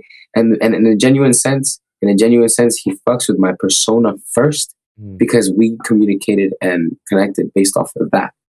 And our communication has always been off of homie shit when he comes into town and we're just having a good time. I'm nothing but that. I don't see any other reason to be anything else but myself. And myself is just that, enjoying a good time, connecting with artists, because in a sense, I feel like it is true for me that I connect better with artists than I do on a regular basis with some regular people in my life that just, have a regular life out there and do their own jobs and have their own life set and, just the norm. They're not struggling to make a music career or anything like that. They just haven't figured out, there's differences there between the mentality as well. And, I do connect with them, but artists, we have this outgoing sense of personality and thought that it's a lot more fun in a sense to communicate with them. Because again, we at the end of the day, it comes back to this. It comes back to this whole thing here. This fucking making sounds, making weird sounds, making loud sounds, making just crazy sounds, and coming to a show together and putting all that stuff out there and seeing that people enjoy that and making the memories there. I prefer the connections from artists like that. Yeah. You know what I'm saying? And it's not just one industry, it's all of them. So yet to have that connection for the house. I have had connections as well, with the Shallow stuff. ODK has been able to, bless me with the booking for Treehouse. And he told me, he's like, I believe in your shit. You got the persona, you got the looks, you got the music. My dude, just do it. Just do it. Just come out here and just do it. Nothing more, nothing less. And I told him, listen, you're giving me the opportunity to come out here. I came by the first night that I played there. My list was at 70, it was 60 people, 65 people. And those 65 people had brought friends. So at the end of the day, they told me I had brought 100 people. And that's just me. There was all the other people that were playing that day. Now for my headline show, I had 100 people list. And, and that's impressive to anybody's eye when they say, I'm going to bring this guy and see what he can do. I put a list together based on people that replied to me and let me know that they wanted to come and see me, supporters. And Shallow is a project that I take very, very deeply because this project started with emotion. It started actually when I was in a relationship with somebody. And the emotion that they brought out of me was a creative side of me that I didn't know I had, And it was beautiful to see that I prepared this whole, project out of an emotion. And then also hanging out with friends and doing late night mixing with house music. And clearly, I've started my DJ career based off of house music, Dutch house, all that kind of stuff. And it brought me back to my roots as well. So again, all through emotion to the memory of something that I started off with. I was able to express that when I would go late night after an event with some friends, and it's like 20, 30, or 40 of us on a balcony. Shout out to Adam. We're all on a balcony, and he has a setup there, and I plug up, and I'm playing for 2, 3, 4 hours, house music, sexy house music. Maybe even turn it down to like 110 tempo, 120 tempo, and start playing K-Tronada and get funky with it, you know. And that is what I called shallow. Like that's what I called shallow. That was the project it was the safer side of music, on the shallow end of the music, you know, where we can vibe, or we can really dance and get jiggy instead of getting crazy and headbanging, or all that angry music, or all that crazy weird bass music. It's not so much in your face, but now it's more in your body, you know. So you know, that project became a thing, and to see that some people have really known me from those days and all those nights going out and performing in those small areas and playing house music and playing my own tracks that I've made under Shallow secretly, you know, and to be able to show people, you know, like, hey, this is what I've been working on. And, you know, they tell me that the feedback is like, you know, oh my God, you should be playing this. You should be throwing this out. And I'm like, under the right time. When the right time comes, I will bring it out. Right. And, you know, and people like ODK see it, and they've been watching it for a while. And, you know, he's given me the opportunity plenty of times. Even on my birthday, I had the opportunity to show it out, performing an opening up for Cortez. And that was a good experience too, because people got to hear some of my tracks, and it was all those shows on multiple occasions, you know, nearly sold out to a lot of people showing up, and it's been a beautiful experience to be able to play them out and express that side of my music, you know, my musicality. And eventually, you know, we're trying to just put it all together and give people that what it's like. You know, here's what I can do. If you like it, thank you. If you don't like it, there's something else I can make that I'm guaranteed you're gonna like it. Only because I don't stay in one spot, you know. I don't stay in one spot. And I was actually gonna ask you, like, when it comes to you to finishing your projects, how long does it take you to finish your projects? That depends. It varies. Really, it varies on how really in there the idea is in my head. Mm-hmm. So, like, if it's really in there, guaranteed that project's gonna come out very quick. Within the week, I will have the full structure. Within the next week, it's mixed down. Within the week after that, the niches, the extra add-ons, maybe the switch-ups, the changes, and the final adjustments with the mixed down and finalized will be there. So it just depends, really. It really depends. It could be a month. It could be 2 months. And if I'm stuck with an idea rather than just no intro, the intro could take me about 2 weeks to really come up with. If I push hard enough, it could be within the week. But, you know, it varies. Like some songs, like this song here, I'm not going to actually play for you now. But this song fucking came to me like this, bro. Like this.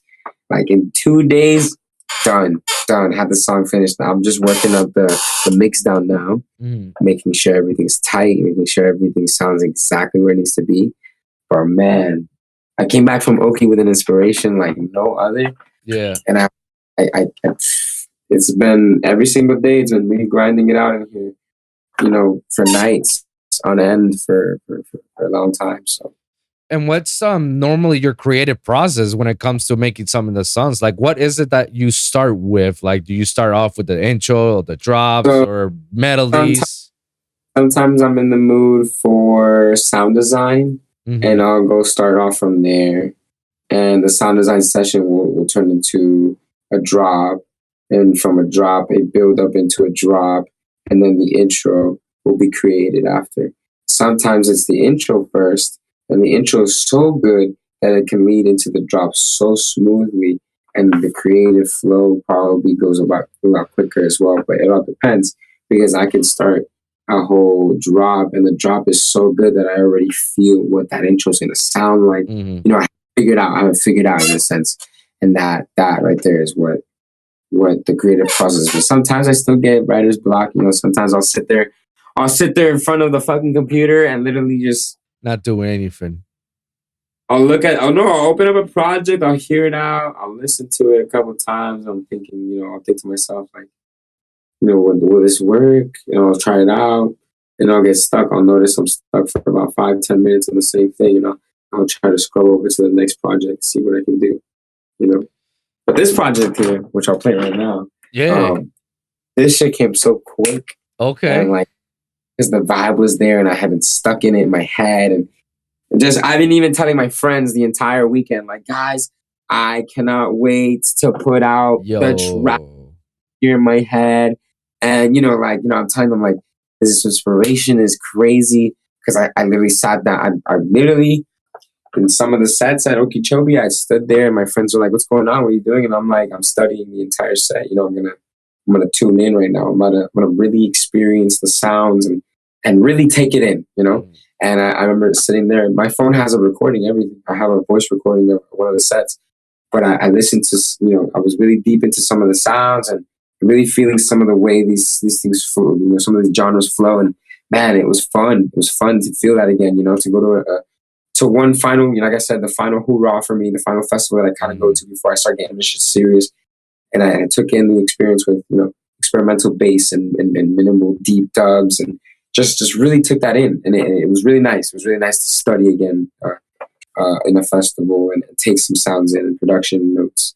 And it was like in my head, I can see the entire song coming together. And I was like, damn, I know what to do when I go back home and what I want to hear and how I want to hear it. So with that being said, this is a Lone Wolv podcast exclusive.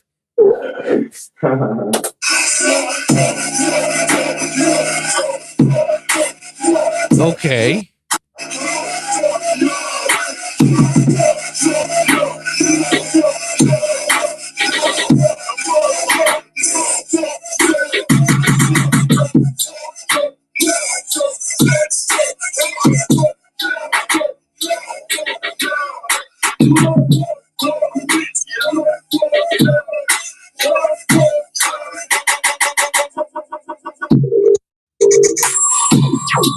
Woo.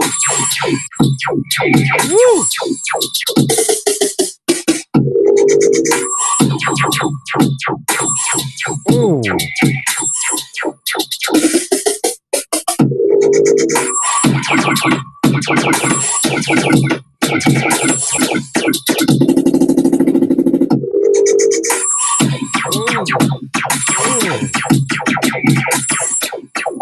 Nasty.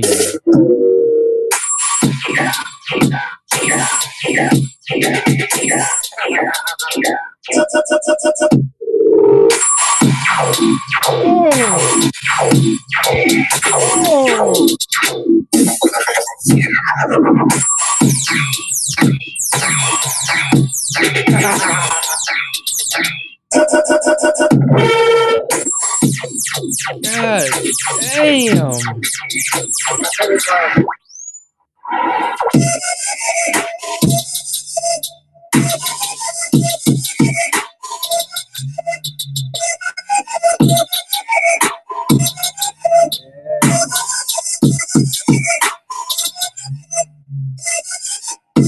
Dude, that's it's nice, right? Filthy. You know what I'm saying, bro? You know what I'm saying? Yo, when that bass go, whoa, I was like, oh, he did not do that. Oh, I think the best. I mean, my favorite part of this whole track is that the snare is a coin drop that I stretched out. No I just way. Grab by a light pitch, regular coin drop. I go, yeah. What if I stretch this out? And out of that came this beautiful. This is the coin drop right here. I can hear the coin drop part. Yeah. So I put the delay to be super late, so it hits and then comes in the reverb. So it's ba wah ba. Oh, damn! I'm so spaced out, like.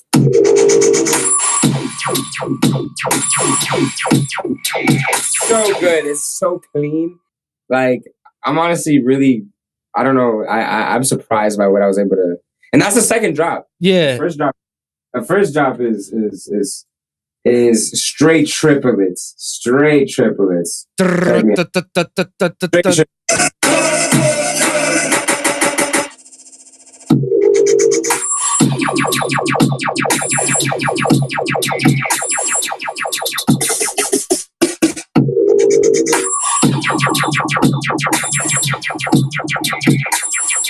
I like that.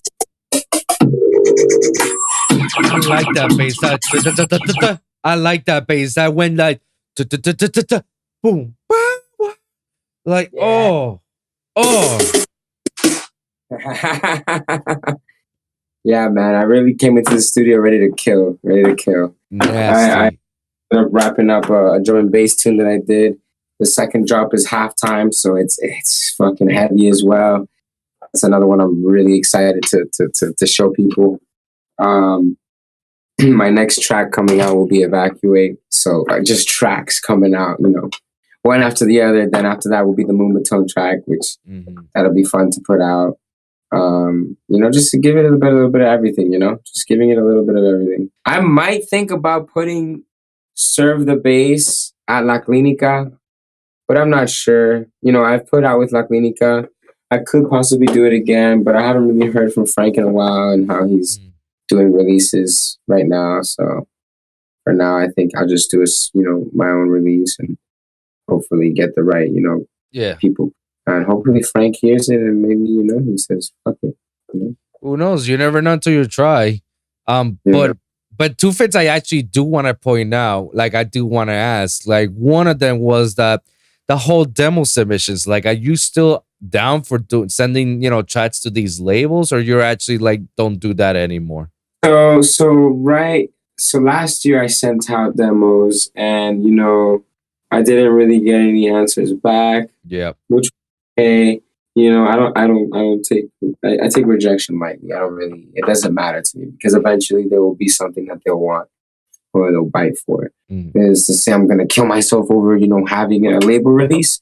Not at all. I've worked with label releases. Prime Audio was a label release I did. And that was really fun to be a part of. Now being a part of this Hesh compilation that, quite frankly, I'm excited to be a part of. There's a bunch of other people on there, heavy hitters. And again, I've released with Rail Breakers as well. So, it's not a stressful thing for me to look for releases on another label or stuff like that. But eventually we'll be looking at that. I will send some more halfway through this year.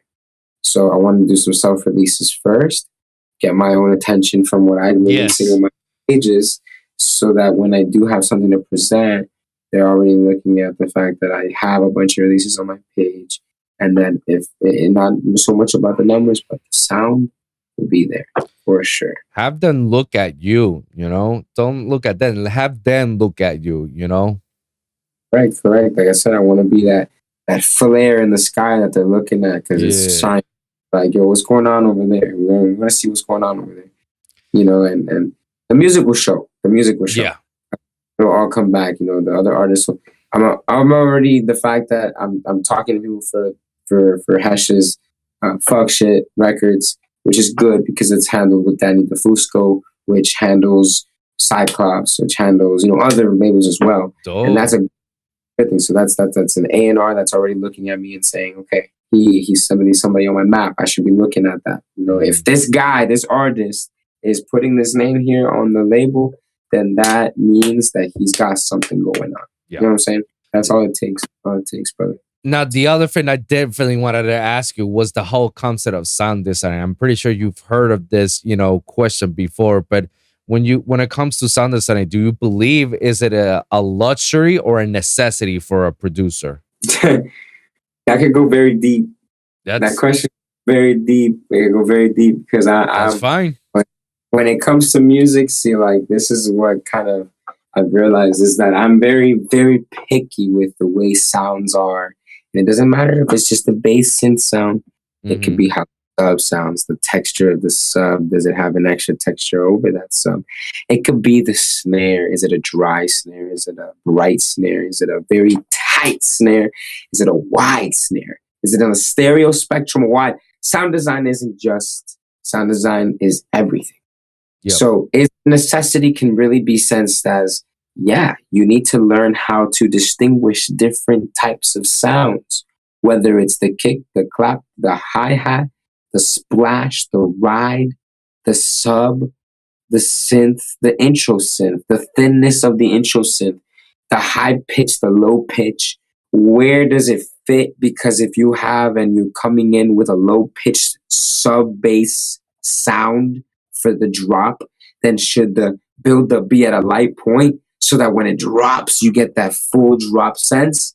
You know, things like that. Sound design to me. To me, that is sound design. What are you designing to make that texture?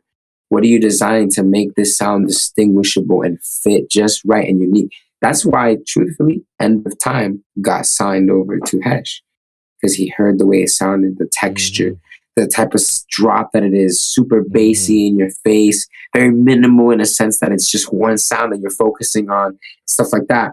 And you know, I love that he picked that song because that's one of my favorites. That's literally one of my favorites. It's very deep, very minimal, scary, almost intro. Minimal again, but scary. You know, it fills the room up with a vibe. So luckily, I was happy to be able to get recognized for that, and that's really what it comes down to. The sound is and I've been adamant about the fact that I don't like to stay in one spot with the sound design anymore. Some people think that they make one sound and that sound hits, and they got to stick to that sound texture because it's what fits now. Well, maybe it works for them that way, but for me, I feel like Corrvpt Criminal doesn't just stick to one sound. It doesn't stick.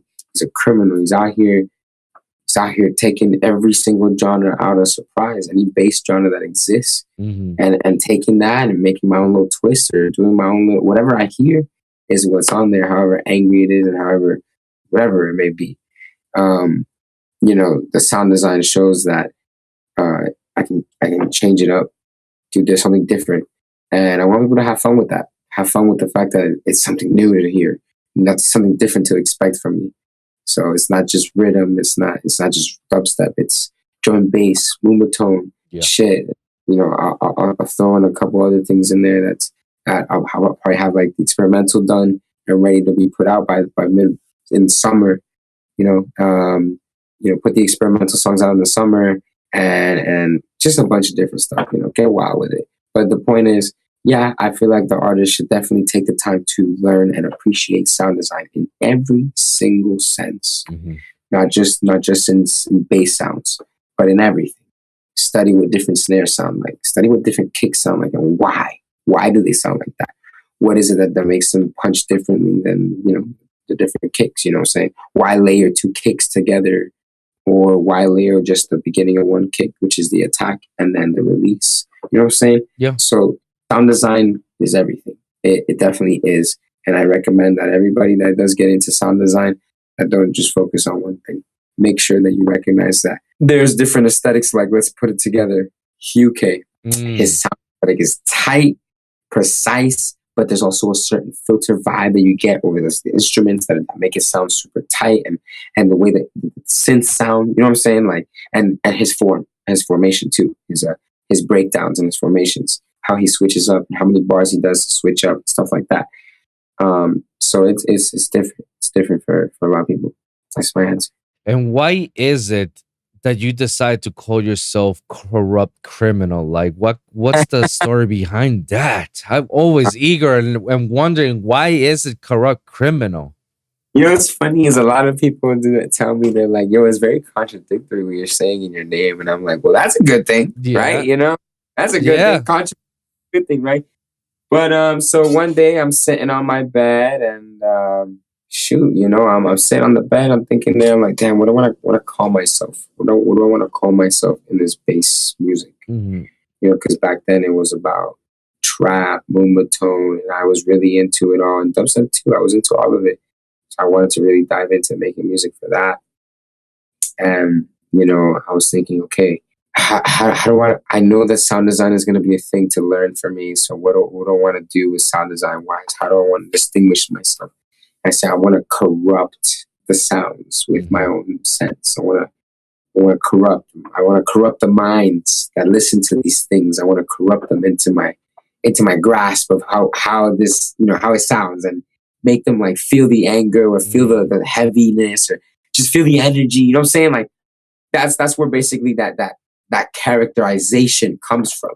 And then the criminal, which gives it more of the character, but also letting people know that I'm a villain.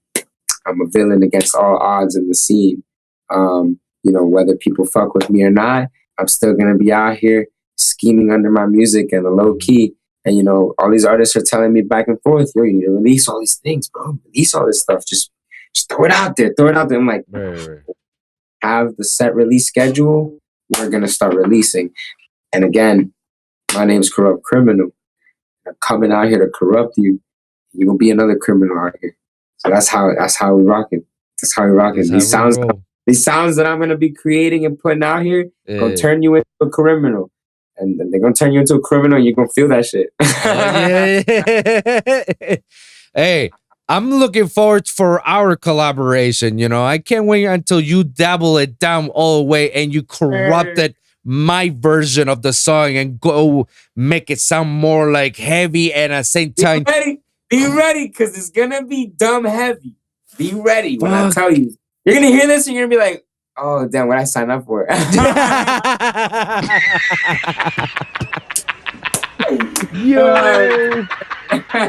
Yo, I'm fucking looking forward to it, man. I really cannot wait until you dabble into our collab, man, and play that shit at Forbidden Kingdom just to fuck. I'm gonna play it out of Forbidden Kingdom. I am. And you gotta let everybody know. It's like, yeah, that's me and Wolfson. Everybody's like, what?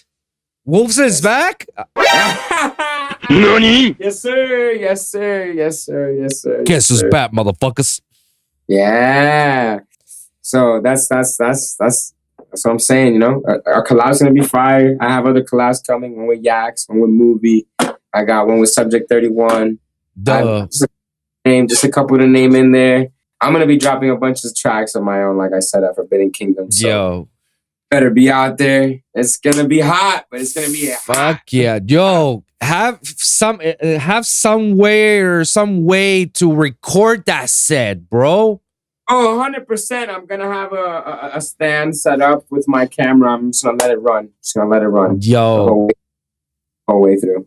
Oh, bro, yeah, bro, record that because I want to see it, and I just want to enjoy my time listening to it. So, fuck yeah, record that and do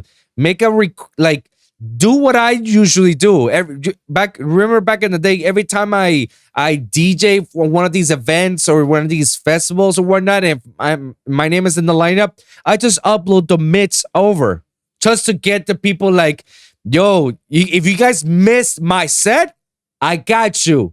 Here's what you missed. Here's what you missed. And if you want to see the full track list, let's make it to free K plays, and I'll put the full track list. That's actually something I'm by the end of this month, hopefully towards halfway of next month, I should already have the 35 tracks that I'm looking for. That's what I'm shooting for, 35. Yeah, that's fine. 35. Now, question. Should I play some of the house tunes or should I not? Because I'm thinking about it, but I don't know. Just to throw off a little bit. That's not bad. I might sprinkle it in, but I don't. You can sprinkle it at the end just to finish it off. Okay, I like that. That at the end I could. Yeah, you sprinkle it off and say like, "Oh shit," and then you just like introduce the last person. It's like, there you go. I just basically dominated your vibe all the way. Correct. There's ways. So again, 35 solid tracks, including probably 2 or 3 house tracks I put at the end of my own that I know are heavy, that I know are the dark vibe, and people were gonna be like, what the fuck? Like yeah. I think that I'll include in there. So for sure, you know, I'm gonna have those 35 tracks. I plan on you know, making sure that I can have a recording of the mix in itself. Make sure that the timing is perfect, Yes. the 45 minutes or whatever it may be, and that when I do play it live, if I do record it live, I have to figure out a way to get a direct, you know, direct recording out of it. I know with that controller you can actually do record it, but I don't know how they do it over in the CDJs and the DJMs. At the CDJs, I would have to figure it out, but it's mainly has to be direct out and stuff like that. So Yeah. you know, somebody can let me a recorder and then I can plug it. I was about out. to say, ask if, you know, somebody can hook you up a recorder and just hook it up from the outs of the mixer and just like let it ride, just record, and that's it. Correct. So hopefully we can do. If we can do that, that'd be great because I would upload that shit straight to SoundCloud, and then from there, that's again a more content that really. More content, exactly. More stuff to put out there, and people will drawn into it because the fact is like, fuck, I missed it. It's a full Corrvpt Criminal set. Exactly. I'm honestly super excited to be able to finally play out nothing but my tunes for a festival, a dubstep festival, and man, it's gonna be fun, man. I got mad people already telling me they bought tickets to come see me, and that really brought back my excitement as to where my career has been going. And despite Corona really putting a pause on a lot of great things that were supposed to, and a lot of things were supposed to happen, but I'm excited to how things are going to happen now. You know, with the build up and the hash release and all these things that are coming my way. I will be attending Ever After as well. You know, who's to say just to drop a track or two during somebody's set? I don't know. But I'll be out there as well with some homies. And, you know, we're just going to keep the ball rolling. I'm going to hopefully also release an EP in the upcoming weeks to months. So be prepared for that. That's going to be a nice EP. I'm probably going to make the EP a little bit of everything. So a little bit experimental, a little bit of this, a little bit of that. Drum and bass, halftime that, and then a little, you know, dubstep track or two in there. But just definitely be on the lookout for that, and then some collabs here and there. Dope. Doing it. Let's go, man. Let's go, man. I'm happy to hear this, bro. We're gonna wrap this up with 3 more questions, and we can end it with a nice little note after this, man. So this one is actually a pretty good one. What has been your greatest accomplishment up to now? Man, and there's a couple too, man. There's a couple. Name them. You know, Forbidden Kingdom being one of them. The release for the compilation on Fuck Shit Records. Very blessed for that. Headlining Treehouse on my own headline show. Being able to put that out. What else, man? We've been. This pandemic's been so, you know, so staggering. But it's until now that we're seeing, you know, after pandemic, you know, being able to work again, like I said, with Spanish artists and being able to perform as well with a good friend of mine, Happy Colors. Remember Happy Colors? Yeah. You know, performed with him at a New Year's show. Very private. Really nice. Another thing that I consider an accomplishment in the sense that, like, not only is that my homie, but to be able to spin with him sometimes is a blessing, you know? You know, just a couple of those things. Those are being able to throw a renegade, throwing a renegade at Okeechobee randomly, which was insane to me, with Easy Baked and friends without the Easy Baked. Shout out to those boys. You know, they showed mad love that night. It was in there, you know, nice sunrise, beautiful sunrise that day. But yeah, those I would say those are my greatest accomplishments right now. Yes. Mm-hmm. So what are you currently doing right now, and what do you hope to accomplish by it?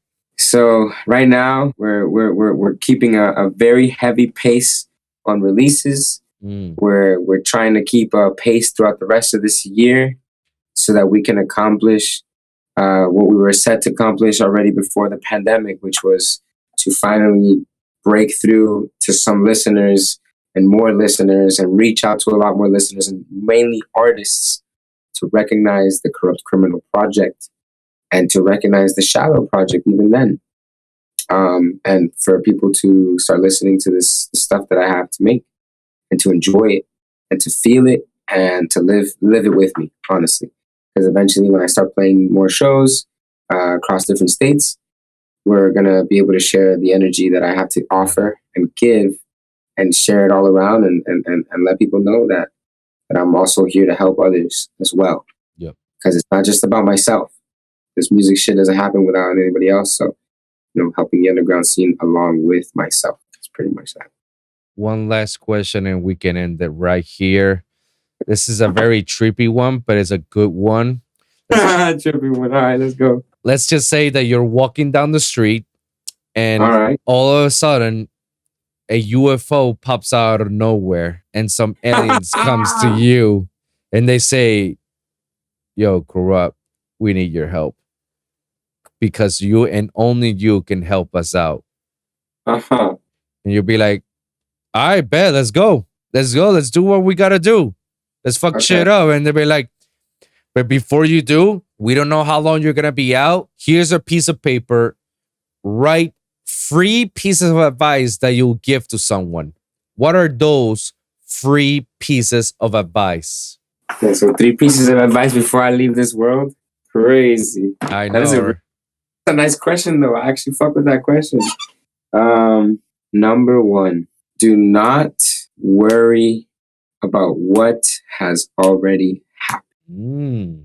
This is like a good one. This is I never heard this one, and do not worry about what has already happened to you or to someone in general. Do not stick in the past. Do not worry about the past. Do not burden yourself on the past. That also includes with don't worry yourself with things of the future. So in reality, what I mean to say is live in the moments and only for the moments. Do not worry about the future in those moments and do not think about the past in those moments. So just live in the moment. That's one piece of advice I would say. Yeah. My second piece of advice is be you. Be you as much as you can be. Be unapologetically you. Be unapologetically the best person you can express yourself to be. Yeah. Even if it means in music, do not be afraid to express the different things and sounds you have in your head and emotions and reiterate them into sounds. So be you as much as you can, because being you will carry yourself to be the best in anything that you do, genuinely and unapologetically. Be the best of yourself, best version of you. Because again, that applies to anything that you do. That's my second piece of advice. I have one more, I think. One more piece of advice before I go. Love each other. Love the world. Love the people all around you.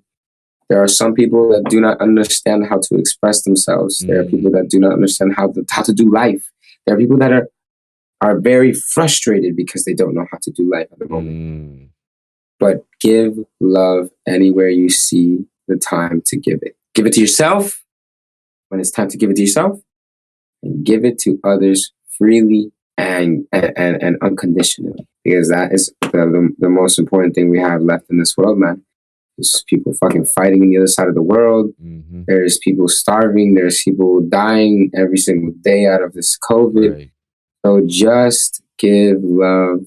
That's all it is, bro. Yeah. It's all we have in this world. It's what we have in here that we're meant to be able to express. And whether that's me doing music and showing my love through music, or showing my love by going out and hanging out with people and showing them that I love them, telling them and expressing that, show it unapologetically as well. Live in the now, be in the now. Do not worry about anything that's in the past or in the future. Be you the most that you can be, and love the people being the best that you are. That's it. Be the light. Be the light out here, man. Be the damn light. Be the damn light, bro. And just maybe the aliens might pick your ass up. Yo, just maybe, just so you know, if you see the light, that will come to you. Now, I don't know if they're gonna do some anal probing on you, but that's on you. Just, yeah, man. Just so you know, you've been chosen. You've been chosen. Those are my pieces of advice, brother. Thank you very much, bro. Like, this has been a pleasure and an honor for you to come over to my show. It was amazing. It was great to have you. It's great to see you again. It's great to have this conversation with you again, man. I felt like I needed this. I felt you needed it. I felt we both needed this. 100%. 100%. The communication definitely was needed, yes. Absolutely. A couple of things that I've held in and being able to share with somebody that's been in the scene just as long, you know, it's an honor. It's an honor to be able to talk to you again, having these conversations. Absolutely, man. So whenever you feel like you want to come back again and talk more about some shit and want to like blow out some more steam, fuck yeah, you're more than welcome to come. Shoot, let's do after FK. Shit, let's go. Let's fucking go. And we can talk about the experience on FK and some more shit. Yes, we can. Yes, we can. Yes, we can. Well, bro, before we leave, plug yourself out. Let the people know where they can follow you and what they can expect from you. Yo, all right. So it's Corrvpt Criminal here. Find me on all social medias, SoundCloud, the whole shaboop shabab. That's Corrvpt Criminal. The U is a V. And, you know, I'll see you guys at Forbidden Kingdom. And be sure to follow my SoundCloud because there's going to be nothing but releases all year long. Yeah. I already know. Have a beautiful night. Have a beautiful day wherever you're listening from, however you're listening from. Yeah. And just, man, stay blessed. And I will see you out on the battlefield. Let's go. Let's go. Bro, thank you very much for coming over to the show. And thank you guys for listening. And remember, every week is a brand new episode with a brand new topic. So always remember to like and subscribe and hit the bell for notification at youtube.com/The Lone Wolv Podcast.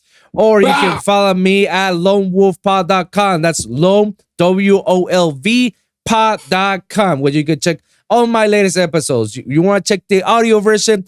Go for SoundCloud, Spotify, Apple Podcasts, and iHeartRadio. I have Wolves and Music or the Lone Wolv Podcast.